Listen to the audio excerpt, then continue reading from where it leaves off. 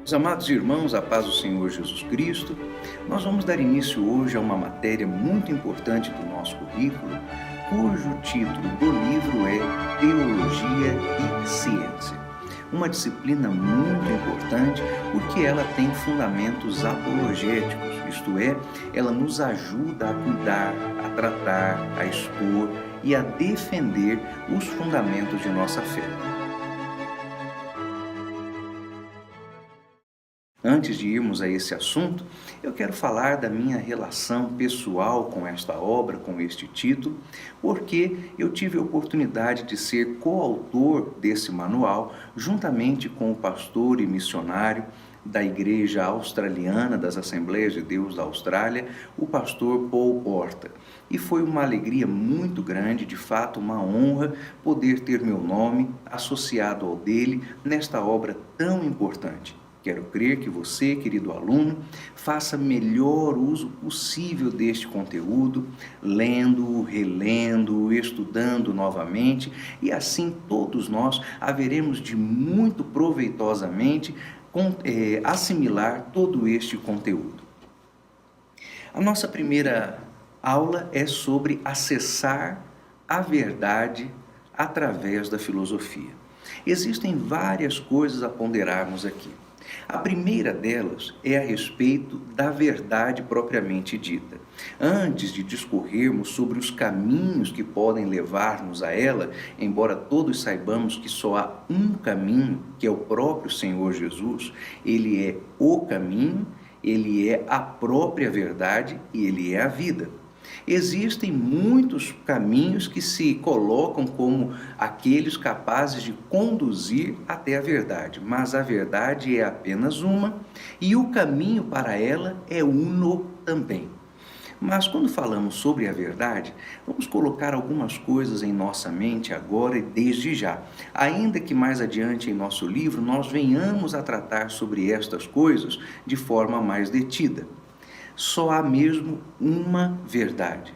Não existe verdade relativa, não existe verdade que possa ser posta em perspectiva, possa ser desidratada ou mesmo aumentada em razão de necessidade qualquer. A verdade é uma, ela foi estabelecida e ela é absoluta, o que significa que no mundo real, longe de onde tentam arbitrar nossas vidas os acadêmicos, os apóstatas, os ateus, no mundo real não existem zonas cinzentas, zonas nebulosas, ou é ou não é. Como o próprio Senhor Jesus Cristo ensinou e disse, foi-nos assim por ele ensinado, seja, pois, a tua palavra sim ou não. Não há zonas cinzentas, especialmente no que diz respeito ao nosso modo de vida, que é o modo de vida cristão. Lembre-se que no livro dos Atos dos Apóstolos, os primeiros crentes foram chamados de cristãos, isto é, eles foram identificados com Cristo na sua forma de falar, nos seus ensinos e especialmente na sua maneira de agir. E esta forma de Cristo agir é, para os moldes de hoje, absurdamente absolutista, não é só absoluta, é quase que despótica, segundo os olhares que o mundo apresenta a respeito dela.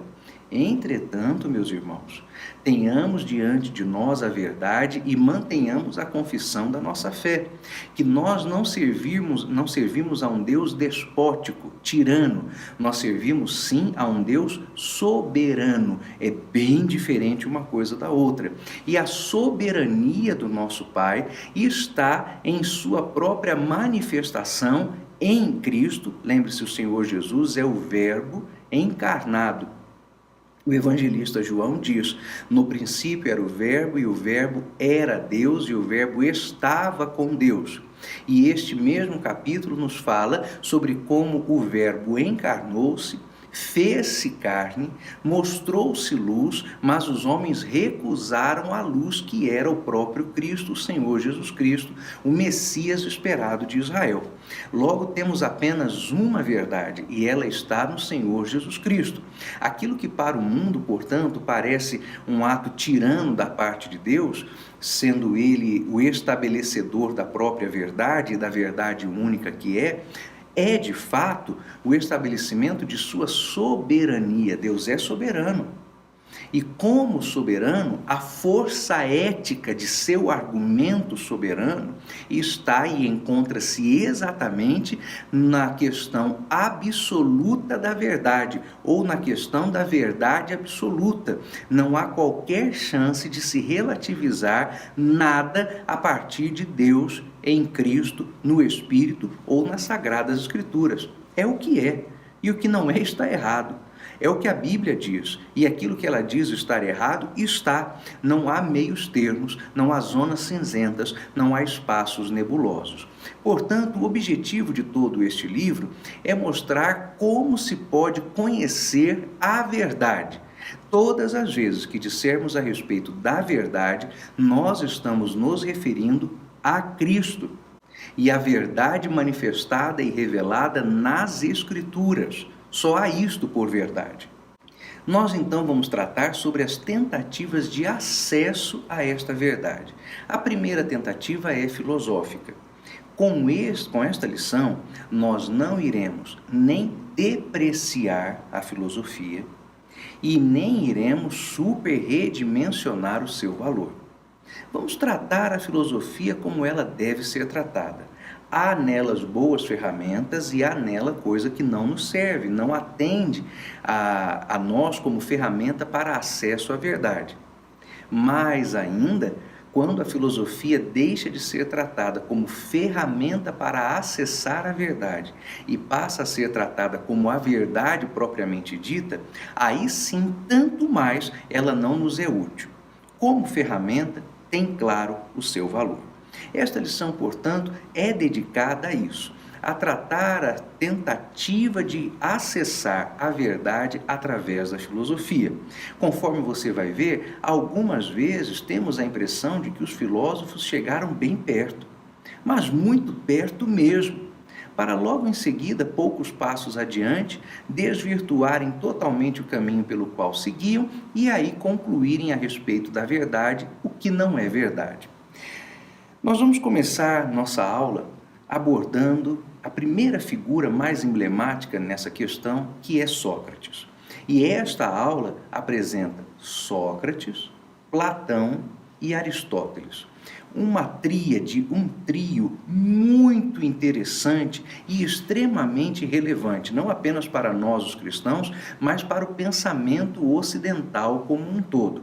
Não vá, no entanto, pensar que tudo aquilo que se tem por prática filosófica em todo o planeta Terra resume-se a Sócrates, Platão e Aristóteles. Nós estamos falando sobre o pensamento ocidental. Não se esqueça que no Oriente também há os seus filósofos, que o Oriente também tem as suas escolas filosóficas. Não vá se esquecer, por exemplo, que durante aquele período que injustamente é chamado de a Idade das Trevas, que é correspondente a um período histórico característico do Ocidente, no Oriente não havia trevas, se bem que no próprio Ocidente não havia também trevas intelectuais. Isso está mais para um rótulo historiográfico bastante cheio de vícios, mas o Oriente, de fato, durante esse período, mostrava algum fervor, alguma ebulição que faltava ao Ocidente. Isso cito como exemplo e prova de que não se resume somente a Sócrates, Platão e Aristóteles aquilo que nós podemos dizer a respeito de pensamento filosófico. Contudo, para o contexto de nossa aula e para o próprio contexto cultural em que todos nós nos achamos inseridos, estes três personagens são, sem dúvida alguma, extremamente importantes para o nosso estudo. Sócrates, Platão e Aristóteles são os mais importantes expoentes da filosofia grega. As doutrinas desses filósofos compõem o período clássico da filosofia grega, tendo longa vigência nos séculos seguintes.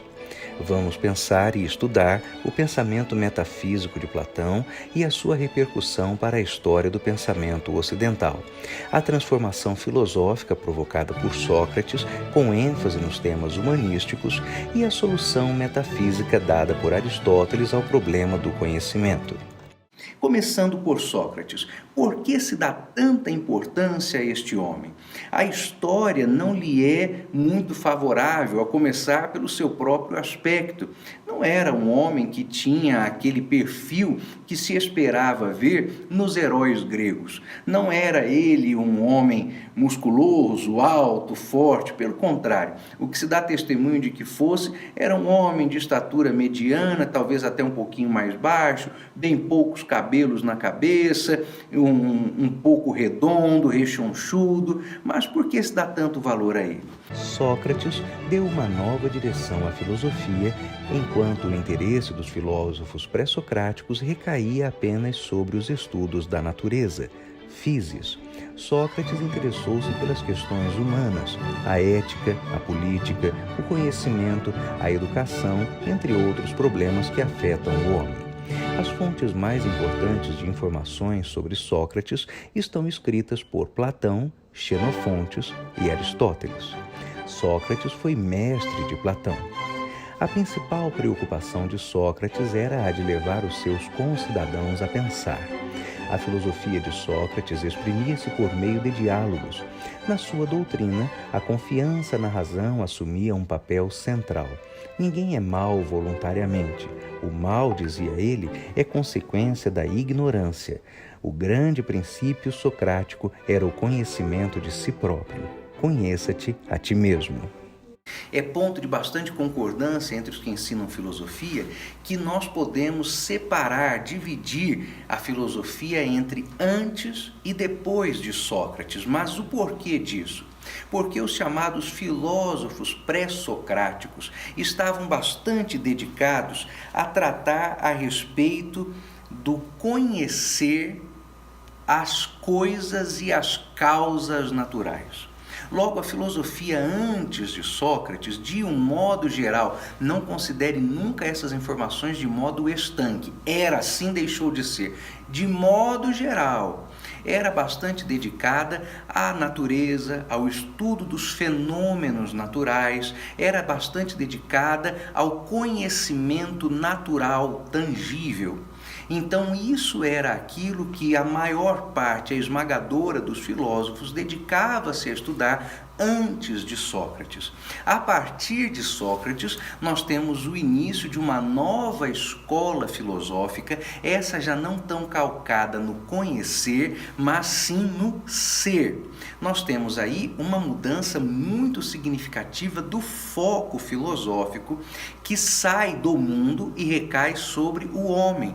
É um bom momento para inserir em nossos estudos e em nosso vocabulário o termo antropocentrismo, que significa o homem no centro de todas as coisas. Mais além que isso, até o homem como a medida de todas as coisas. Assim, nós podemos, de maneira bem genérica, fazer uma boa definição do que era a prática filosófica antes de Sócrates e do que ela passou a ser depois de Sócrates. Por isso é muito comum que nos deparemos com o termo filósofos pré-socráticos. Agora você sabe o que isso significa.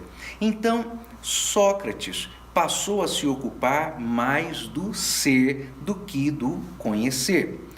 Essa forma filosófica, entanto, passou a se ocupar de conhecimentos como a ética, a política e a estética. Não que houvesse qualquer desprezo das questões naturais ou das ciências exatas. Aqui vai um assunto interessante. Eu vejo muitas pessoas às vezes dizendo: eu não gosto de química, eu não gosto de física, eu não gosto de matemática, eu vou me dedicar às ciências humanas.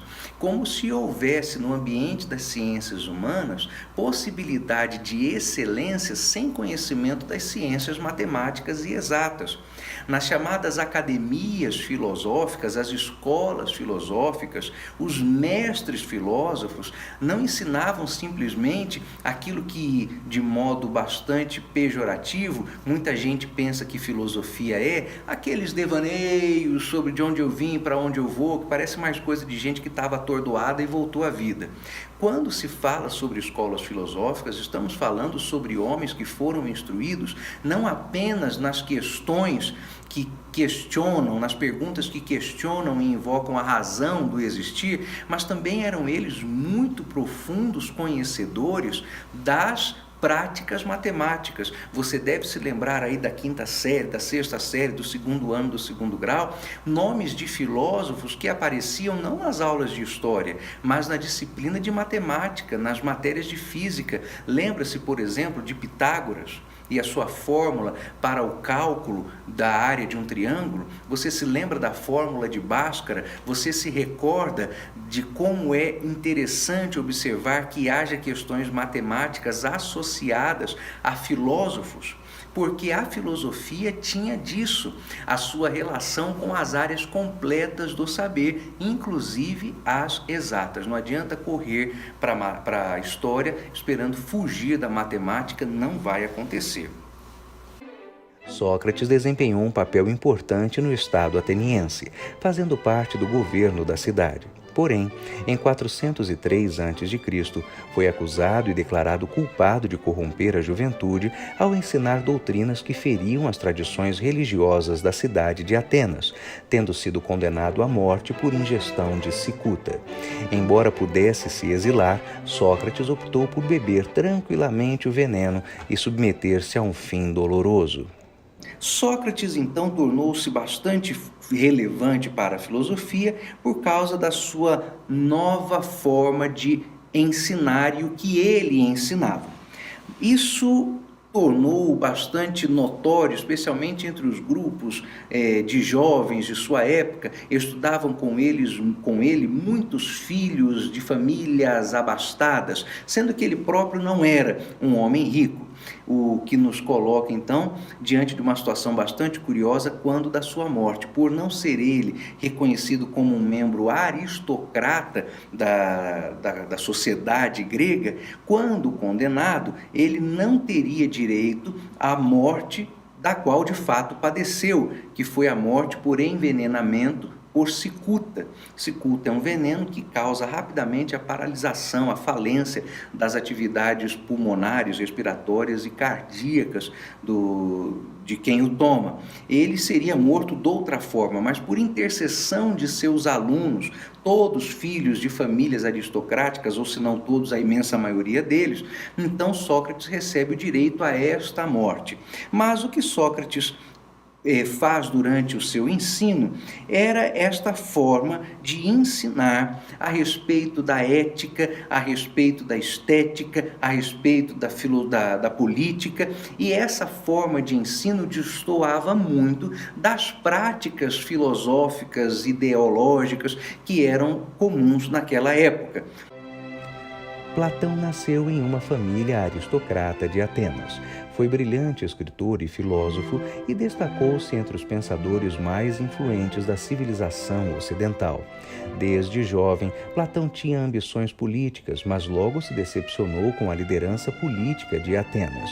Ele se tornou discípulo de Sócrates, seguindo sua filosofia e aderindo ao método por ele utilizado, a busca da verdade através de perguntas, respostas e mais perguntas. Após a morte de Sócrates, Platão abandonou a cidade. Suas viagens levaram-no a lugares como o Egito, Cirene, Sicília, e quando ele regressou a Atenas, confundou uma escola que ficou conhecida por Academia, situada no Jardim de Academos, onde ensinavam os mais diversos assuntos, desde a matemática até biologia, da filosofia à astronomia. Os ensinamentos de Platão foram escritos em forma de diálogos, aproximadamente 30, de uma conversa ou de um debate entre várias pessoas. Os seus diálogos estão divididos em 3 fases. A primeira fase é aquela representada com Platão tentando comunicar a filosofia de Sócrates. Os diálogos da segunda e da terceira fase relatam as próprias ideias de Platão, por mais que ele continue a utilizar Sócrates como personagens em seus diálogos. Platão era um dos filósofos discípulos de Sócrates que tornou-se mais notório do que todos. Você vai se lembrar, por exemplo, da dependência que Agostinho, bispo de Hipona do V século, tinha da filosofia de Platão, o platonismo. Por isso temos aí bastante receio e cuidado com qualquer empolgação que se possa ter com a chamada doutrina da predestinação, sempre tão decantada como a expressão máxima da erudição bíblica. Ela está calcada em construção teológico e filosófica de um bispo da Igreja Católica, Agostinho, dependente de filosofia grega de Platão. É para termos muito cuidado com certas empolgações com relação à doutrina da predestinação. Platão foi o responsável pela formulação de uma nova maneira de pensar, de perceber o mundo. Esse ponto fundamental consiste na descoberta de uma realidade causal suprassensível, não material, eterna e imutável. Tal realidade subsistiria num mundo separado do mundo sensível e material, o mundo das formas ou das ideias. Platão, portanto, divide o existente em duas partes: o mundo das ideias e o mundo físico em que nós vivemos. No mundo das ideias, tudo é constante e real.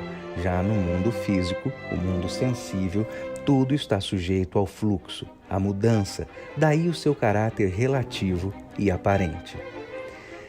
Assim, as únicas coisas de fato, permanentes e verdadeiras para Platão, seriam as ideias.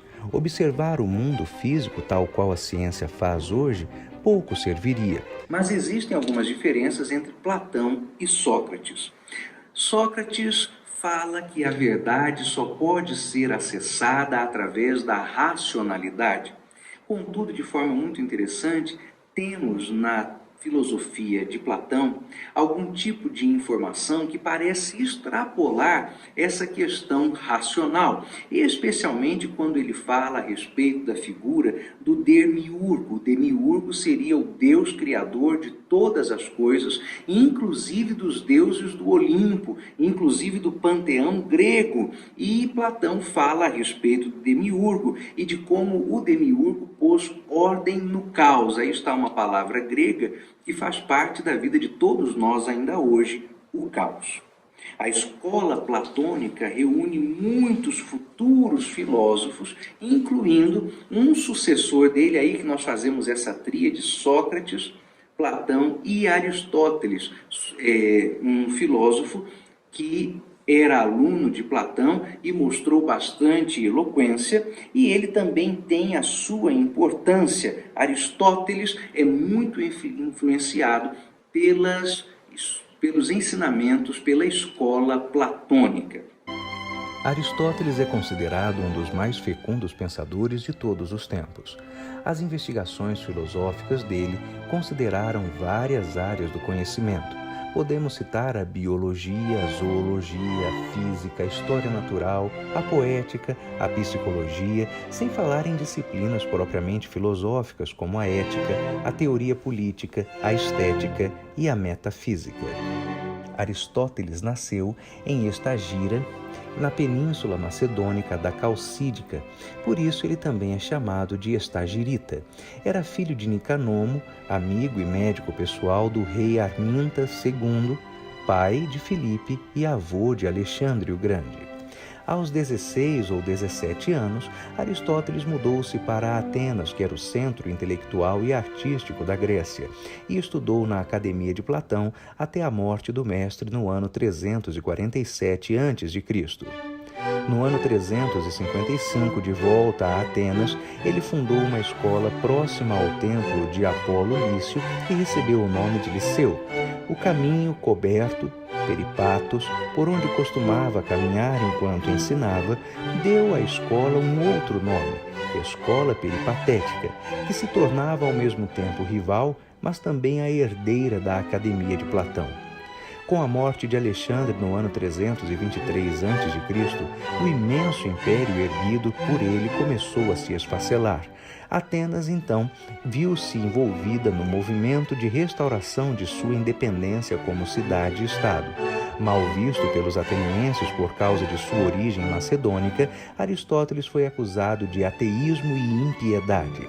Para não ter o mesmo fim de Sócrates, condenado ao suicídio, exilou-se voluntariamente na ilha de Eubeia, onde morreu um ano depois. Quando falamos sobre acessar a verdade através da filosofia, logo nós vamos nos deparar com uma dificuldade bastante curiosa. A filosofia parece fazer as perguntas corretas, contudo, há dois problemas em suas respostas. A primeira, essas respostas destoam da palavra de Deus e isso é suficiente para que nós desprezemos-las como forma de conhecimento e de iluminação. O segundo problema é que a pergunta filosófica existe para não ser respondida. E aí nós temos uma grande dificuldade, porque diante das Sagradas Escrituras, todos nós vamos com perguntas e saímos com respostas. Mas a graça da questão filosófica é jamais ser respondida, é fazer provocação e nunca levar ao conhecimento pleno daquilo que seja a verdade. Diante disso é que se começam a levantar questionamentos tais que fazem com que as pessoas pensem ou entendam que a verdade possa ser relativa ou relativizada. É realmente um problema muito grande. Daí você já começa a compreender que se houver resposta às questões filosóficas, os filósofos ficarão, portanto, desprovidos de seu emprego. Mas o correto é que quando as perguntas forem feitas, as respostas também lhes sejam dadas de forma satisfatória. É nesse ponto em que nós não mais podemos reconhecer na filosofia algo que seja tão larga e longa utilidade ao trabalho do teólogo, ao trabalho daquele que ama as Escrituras e a estuda, porque a Bíblia posta-se como a resposta para as dúvidas do homem. Obviamente, há algumas questões que estão em nosso coração e com as quais nos aproximamos da Bíblia e que não terão resposta agora, serão respondidas quando encontrarmos-nos na eternidade junto com o Senhor Jesus Cristo. Contudo, ainda que haja mistérios na Bíblia, estes mistérios, ainda que aceitados pela fé, não impossibilitam a compreensão plena daquilo que nos cerca. Quando vamos à palavra de Deus com perguntas, saímos de lá com respostas, mas a filosofia nos ensina a perguntar, perguntar e perguntar e questionar as respostas, de modo que você pode observar como é curioso que Sócrates, Platão e Aristóteles, embora venham em um encadeamento lógico, porque um era do outro aprendiz, formam suas filosofias e elas são tão distintas uma da outra, de maneira que nós vamos observar como muitos teólogos ao longo da história da teologia, por vezes se utilizam de um pedacinho do que disse Aristóteles, de algo que Sócrates soprou, de alguma coisa que Platão escreveu, mas não há como dizer que cada um dos ensinamentos que esses homens formularam seja um sistema completo e definitivo para acessar a verdade. E por quê? Porque, primeiro, nenhum deles fala a respeito de Deus, fala a respeito do Cristo. E quando se aproxima disso, é uma boa forma para definir, mas nunca de maneira satisfatória. Por exemplo, o tal demiurgo de que fala Platão é por ele identificado de maneira muito interessante como o movedor inamovível, isto é, aquele que é o originador de todas as coisas. Claro que quando você escuta isso, instintivamente o seu coração e a sua mente se voltam para Deus. Ora, quem sabe Platão não estivesse falando de Deus?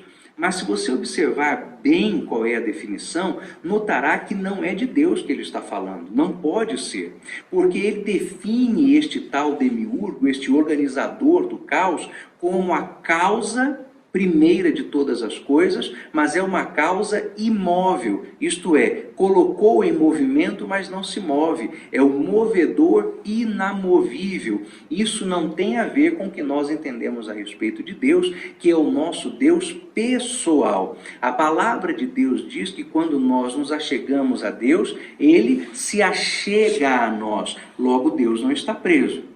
A palavra de Deus diz que Deus amou o mundo de tal maneira que enviou o seu Filho, Jesus Cristo. E Cristo é o quê? É Deus também. Então Cristo deixa o céu, desfaz-se de sua glória, habita entre os homens. Isso para mim não se parece com imobilidade. O fato de estarmos falando de um ser inamovível não está se resumindo, não se está querendo dizer que inamovível aqui seja sinônimo de imutável, não, é simplesmente de inamovível mesmo. Moveu e não se movimenta, moveu e é estático, moveu e está parado, mas não simplesmente porque não pode se mover, porque não quer. É aquela ideia de deísmo, que Deus pôs o mundo em movimento e se afastou para ver no que ia dar. Irmãos, isso não corresponde à palavra de Deus, não tem a ver com a verdade a respeito do nosso Senhor.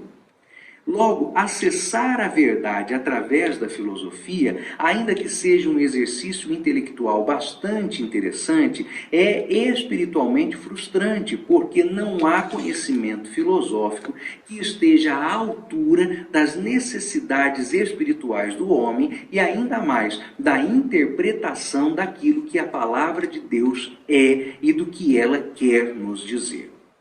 Em nossa próxima lição, nós vamos tratar sobre acessar a verdade através da teologia. Eu recomendo que você revise esta aula, assista de novo a este vídeo, não deixe de fazer os exercícios constantes em seu manual e nós nos veremos na próxima aula, em nome de Jesus.